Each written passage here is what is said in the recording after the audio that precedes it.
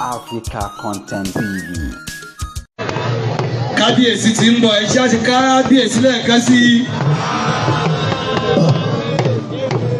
Ibi ẹ̀dá máa ń dé Adébẹ̀wò, ibi ẹ̀dá máa ń dé Adébẹ̀wò. Ibi ẹ̀dá máa ń dé Adébẹ̀wò, ibi ẹ̀dá máa ń dé Adébẹ̀wò. Ètò tí ẹ̀dá máa àdìgbò, òkè àgbèlà àdìgbò.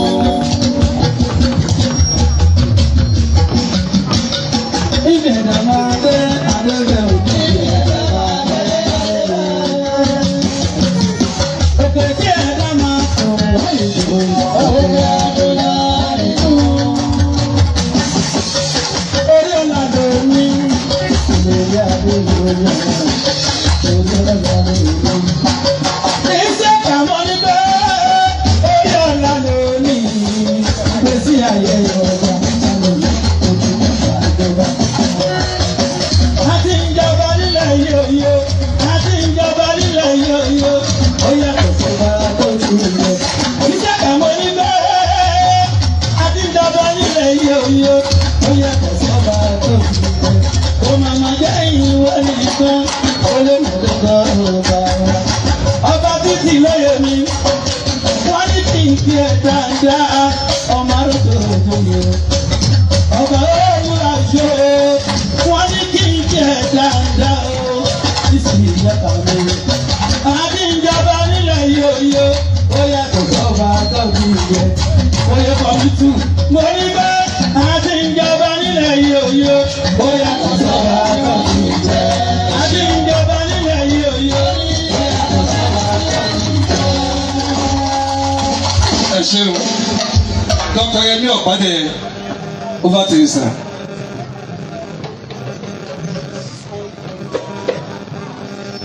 Good afternoon, ladies and gentlemen. I want to make a recitation of the profile of His Royal Highness Kábíyèsí Ọba Isiaka Bayonle Ojedokun Oyekanmi I, the Onitabo of Itabo land. Kábíyèsí Ọba Isiaka Bayonle Ojedokun, the new Onitabo of Itabo, was born in Onitabo Agan ruling house, Itabo Lanlate, from Ibitoye Oyekanmi lineage in Ibarapa East local government of Oyo State on 17th March 1971 into the royal family of late Oba Ibitoye, the then Onitabo of Itabo Lanlate. His father's name was Prince Ojedokun, who was a great-grandson of late Oba Ibitoye. Prince Ojedokun mother's name was Madam Olanike Abewon of Oyagba's compound, Okeimale Lalate. Kábíyèsí Ọba Isiaka Bayonle Ojedokun mother's name was Madam Adejoke Agbeke ní Adeladan of Alaarun compound, Ìsàlẹ̀ Tògùn Lalate.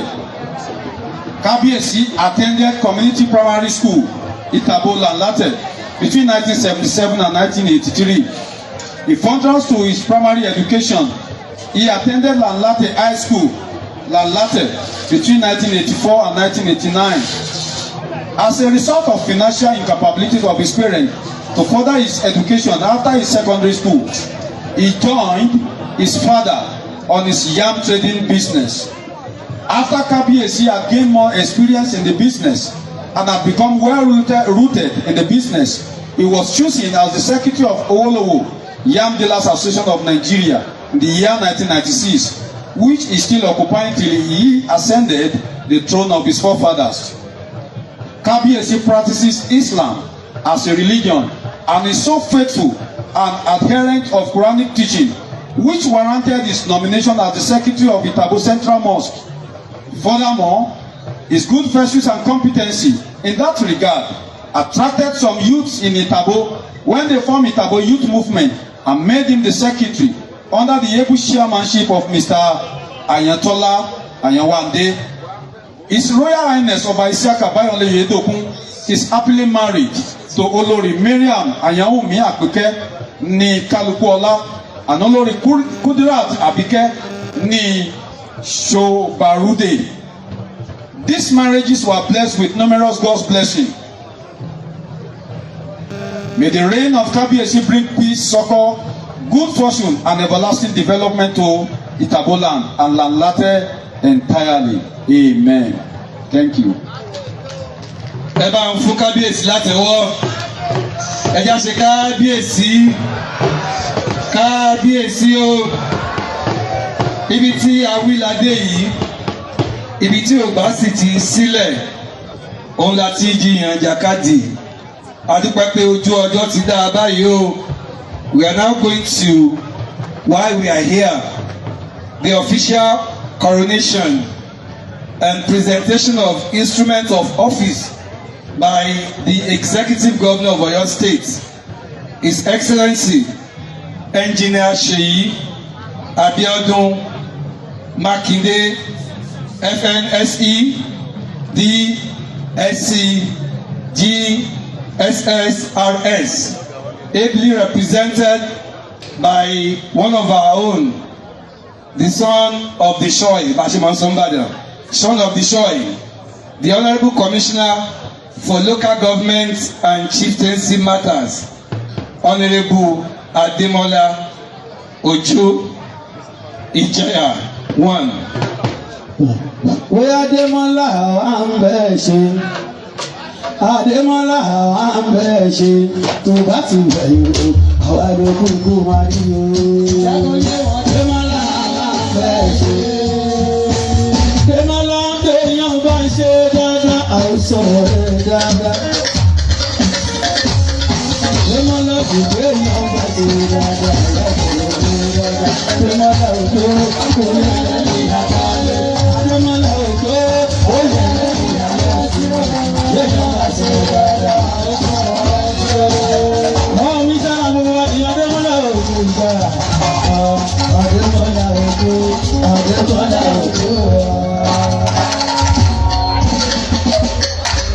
I'd like to invite the Right Honorable Speaker, Oyo State House of Assembly, to join me in doing this task. Is the number 3 citizen in Oyo State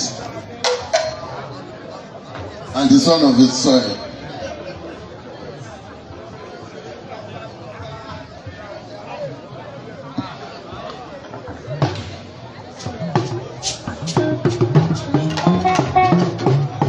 Adébòdodo ìlú pọ̀lọ́dọ̀ yóò ìbò.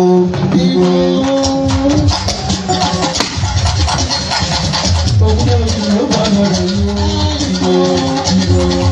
Òdodo ìlú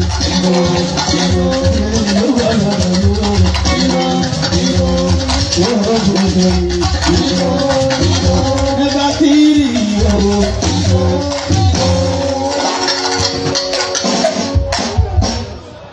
Executive Governor of Oyo State, Engineer Seyi Makinde, who is unavoidably absent for some reasons that we all know. For the situation in the state as of today, you know what is happening. It is just important and compulsory that this ceremony has to come on. That is why we are here. The state is in a mourning state, so you just have to bear with us.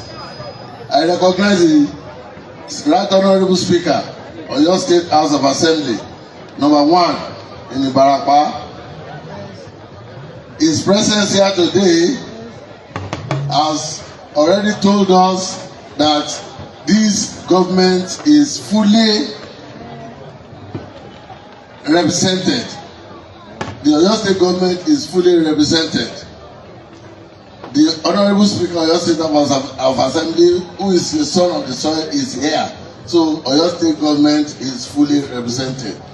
We are in the era of politics. They will read meanings to whatever happens. We are in the era of social media. They will read meaning to whatever happens. So before they start reading meaning, we will tell them the fact of the case. Because of this situation, I'm not even going to read a prepared speech of His Excellency. We have a prepared speech, but we just have to go by the situation on ground. I'm not going to read a prepared speech. My brother is here. our father, the Onitabo of Itabo today, Onitabo of Itabo land today, His Royal Highness Makinde Isiaka Bayonle Ojedokun,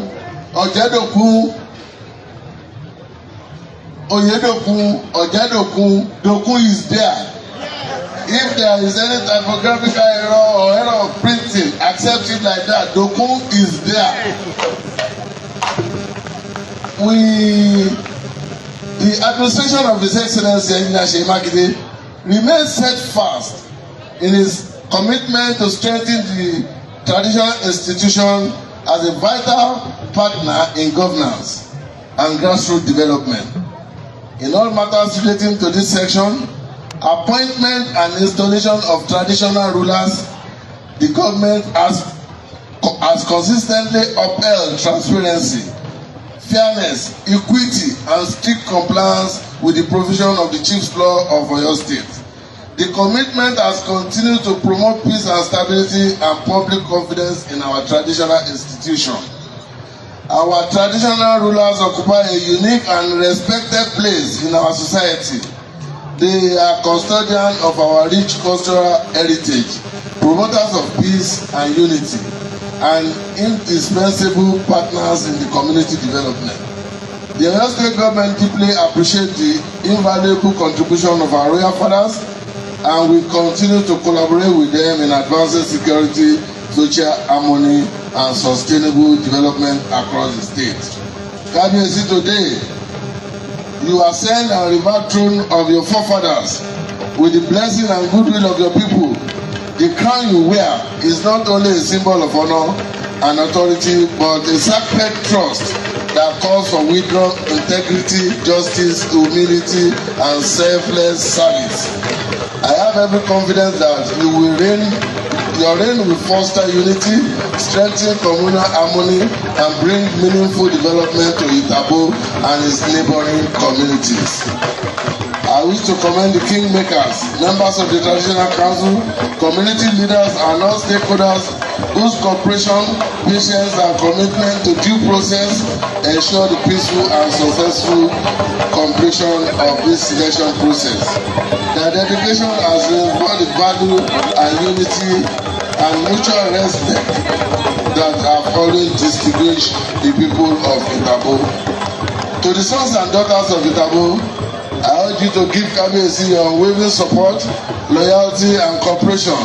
Every successful reign is built on collective efforts of the people.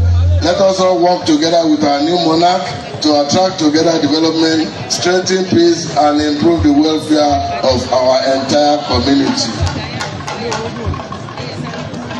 Once again, on behalf of His Excellency, I warmly congratulate His Royal Highness Makinde Isiaka Ojedokun on his well-deserved coronation and installation as the Onitabo of Itabo.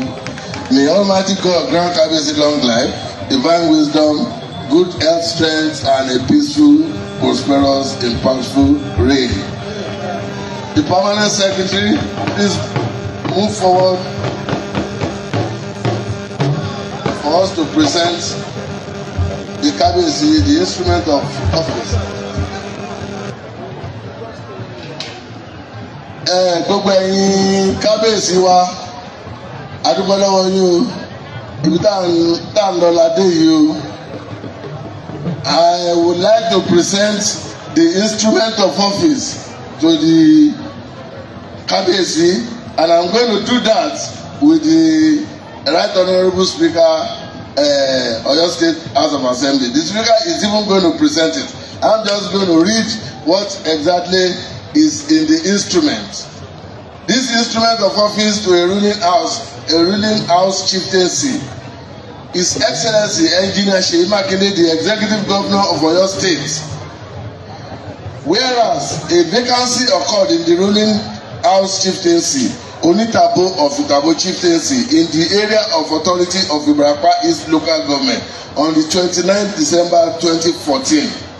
And whereas in accordance with the provision of section 15 of the Chief's Law, Cap 28, Volume 1, Laws of Oyo State of Nigeria 2000, and the establishment establishment of customary law regulating the selection of a person to be the holder of the ruling house chieftaincy of Onitabo of Itabo, the kingmakers on Friday 18 July 2025 declared Prince Makinde Isiaka Ojedokun appointed as the Onitabo of Itabo, and the appointment was subsequently and duly notified. Now therefore, I, Engineer Seyi Makinde, the Executive Governor of Oyo State of Nigeria, in exercise of the powers conferred upon me by Section 1 and 2 of Section 20 of the Chief Law, Cap 28, Volume 1, Laws of the Oyo State of Nigeria 20,000, and by the virtue of all powers enabling in that behalf, hereby approve the appointment of Prince Makinde Isiaka Ojedokun as the Onitabo of Itabo in the area of authority of Ibarapa East local government, and also present this certificate to Prince Makinde Isiaka Ojedokun as the Onitabo of Itabo in confirmation of the Part 2 recognized status of the Onitabo of Itabo chieftaincy. Given under my hand and the public seal of Oyo State of Nigeria on the 26th day of June, year 2025. That is when the governor has signed the Onitabo of Itabo takes effect from this date mentioned, to avoid those that will say they are going to court, because they always like to go to court. Oyekanmi, onitabo sọlẹ̀ sọ̀dọ̀ onitabo sọlẹ̀ sọ̀dọ̀ ẹni tí yóò mú ẹni tó lọ́ọ́ kẹjọ onitabo sọlẹ̀ sọ̀dọ̀ onitabo sọlẹ̀ sọ̀dọ̀ onitabo sọlẹ̀ sọ̀dọ̀ ẹni tí yóò mú ẹni tó lọ́ọ́ kẹjọ onitabo sọlẹ̀ sọ̀dọ̀ onitabo.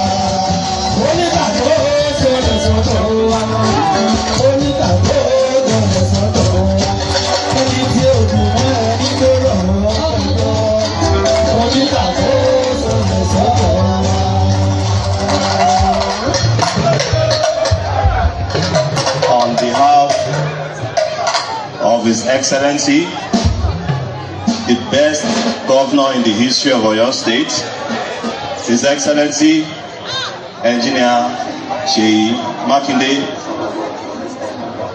I, the Speaker of Oyo State, by God's grace, and the son of the soil, it is my privilege to present the instrument of office to our newly minted Onitabo of Itabo land, in person of His Royal Highness Oba Makinde Isiaka Ojedokun, on this day, to confer upon him the instrument of office as earlier stated by our own dear Egbon and our own dear brother, son of the soil, the Commissioner of Local Government and Chieftaincy title, Honorable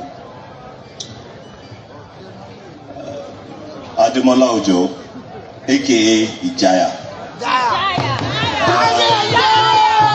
Just for reference sake, I also want to use this opportunity to appreciate the local government chairman for his expeditious work to ensure that after 14 years vacuum, we have returned the Onitabo of Itabo land. Àtúfẹ́ dúpẹ́ lọ́wọ́ Honorable Yemi Taiwo Ifa Ibarapa for facilitating this day and also ensuring that everything comes to life today. And most especially, we give thanks to Almighty God for this day. Thank you all for your support. By God's grace, Kábíyèsí, ní agbára Ọlọ́run, you will do exceptionally beyond our imagination. Kí a dúpẹ́ lórí, kí bàtà pẹ́ lẹ́sẹ̀, ẹ ṣé gan Kábíyèsí.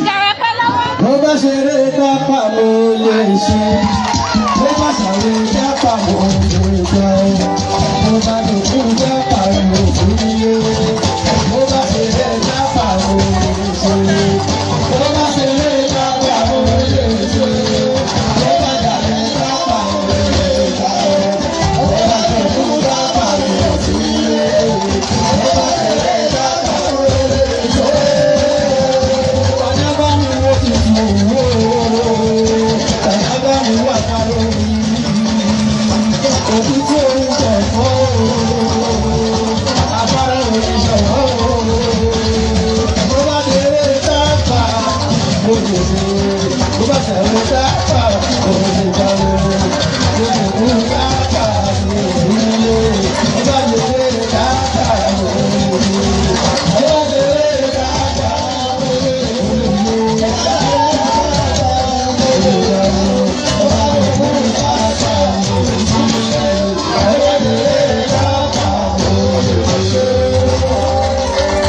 ẹ ṣeun ààyè wà tá láǹfààní àtijọ́ dáadáa bínú wọn ṣe ń dùn Ọlọ́run ní jẹ́ ó bàjẹ́ jẹ́ àṣàmì o Kábíyèsí ẹ kú oríire o àgbọ̀rọ̀ mo gbà ó tẹ́ mi lọ́rùn acceptance speech látẹnu Kábíyèsí wa tuntun the newest Kábíyèsí in town Kábíyèsí o.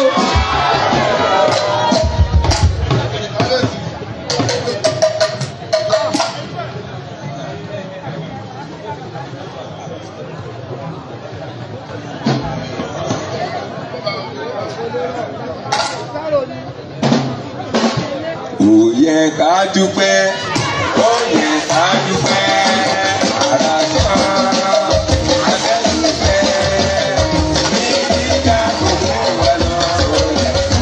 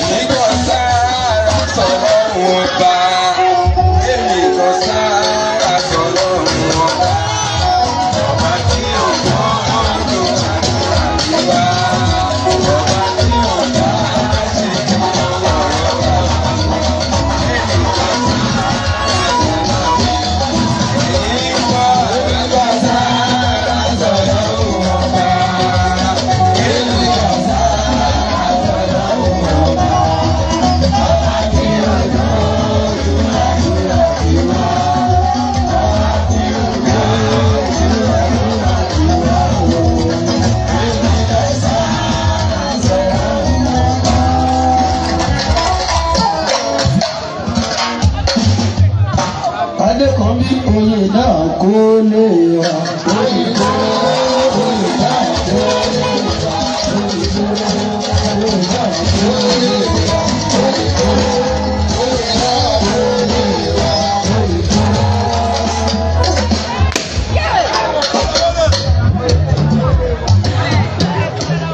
Here is my acceptance speech. By me, His Royal Highness Makinde Isiaka, Oyekanmi, Ibitoye, the 28th Oba of Itabo land,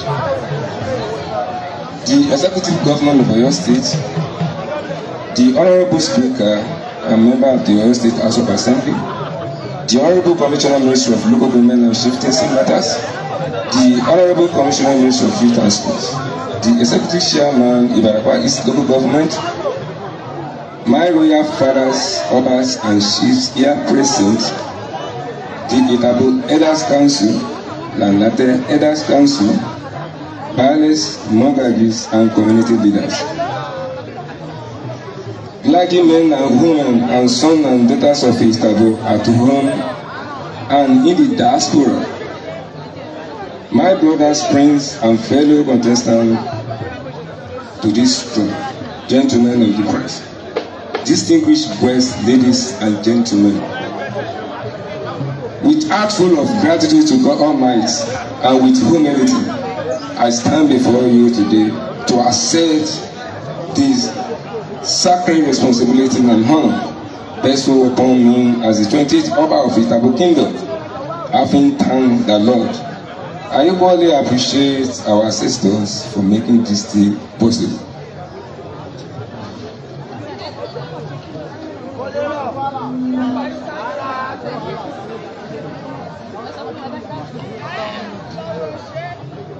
I deeply appreciate His Excellency. Gómìnà tó jẹ́ yí pé ó mọ àná ìlú Itabo, ó mọ ìní ìlú Itabo, ó dẹ̀ mọ ọ̀la ìlú Itabo. Gómìnà tó mọ ibi tí a ti ń bọ̀ lánàá, ibo la dé dúró, ibo la ń lọ. Gómìnà tó jẹ́ pé ìṣọ̀kan tó ti dúró títí tálàfíà fi ń jọba, tí ìlọsíwájú fi ń wà. In the same vein, my gratitude is also expressed to the Honourable Commissioner Minister of Local Government and Chieftaincy Matters, Honourable Ademola Ojo Ijaya, aka.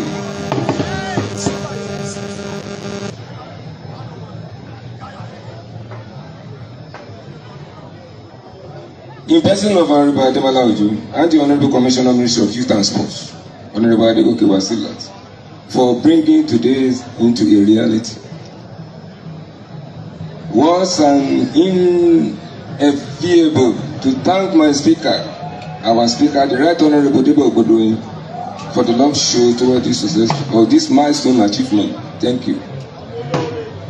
My warm greeting and appreciation are heartily expressed to the only and executive chairman, the legislative members, other cabinet members of Ibaragua East Local Government, Erua, for the beautiful roles played which battered this beautiful day. God bless you, sir. The Atobashi of Itabo land in advance. My royal fathers, I celebrate you, sir. I pay my sincere respect to my immediate predecessor, His Royal Highness Oba Dr. Enoya Folabi Amori II. Kabiyesi, may his soul continue to rest in perfect peace. Amen. With special reference, I pay tribute to His Royal Highness Oba David Oyedele Oladeko Ajenoku Abiyenko Abitan bíi ti àràbà títí lẹ́gi ẹni jáǹgbájú ọ̀run rẹ o. The 26th Obas of Itabo, an agreed son of the Agan ruling house, Kabiyesi was not just a monarch, but a father, a mentor, and a pillar from our own ruling house, Agan. His wisdom, sacrifice, and love for Itabo will never be forgotten. On behalf of the Agan ruling house and the entire Itabo land, I appreciate his service on the throne, and I pray that his legacy endure. I also honor the memory of our founding member, Oba Ojutu, all the 27 Obas who have kept the throne of Itabo sacred since Itabo, particularly Oba Oladodo Isholaro, not Ajasaro. Isholaro is what I know very well. Yes, Isholaro.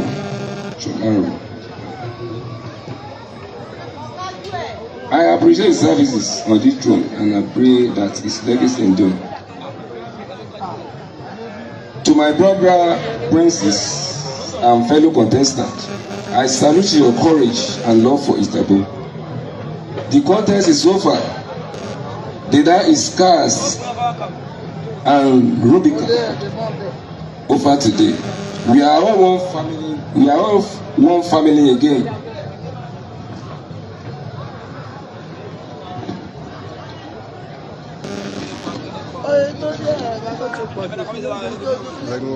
The throne belongs to all of us, and I offer your wisdom, support, and prayers to succeed and prosper on the throne.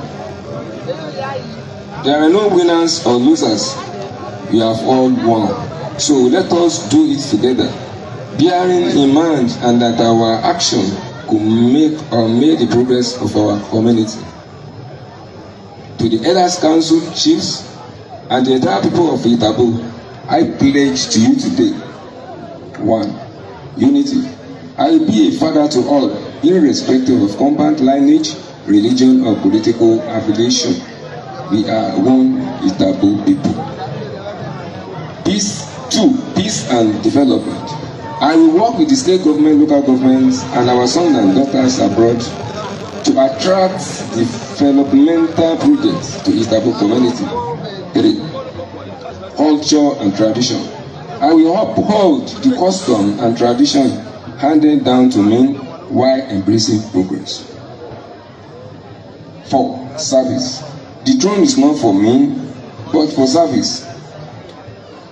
Because woman sọ kìíní kan wípé ayé tí mo wà yìí, I am here for justice, mercies and challenges. The throne is not for me, but for service. I am your service first. I am your servant, I am your servant first. Notify me on what needs to be done and how better to do it. My reign can only succeed with your maximum support and cooperation. I call on chiefs, youth, market men and women, and professionals to join hands with me so as to have a progressive administration. To our people in the diaspora, Itabo needs you, your ideas, prayers, and partnership. May the reign of Ibitoye too bring peace, prosperity, and progresses to Itabo land. May Olodumare grant me wisdom, strength, and a listening ear to lead well. Ìgbà ilé wa máa lékún, àwọn ilé wa yóò máa lékún, a ò ní sunkún ara wa láṣẹ Ìbàdàn. I wish everybody a safe trip back home, inshallah. Thank you. God bless Itabo. God bless our state. God bless the federal group of Nigeria. Makinde Isiaka Bayonle Ojedokun. Onitabo ló sọ bẹ́ẹ̀, a ò ní sunkún ara wa.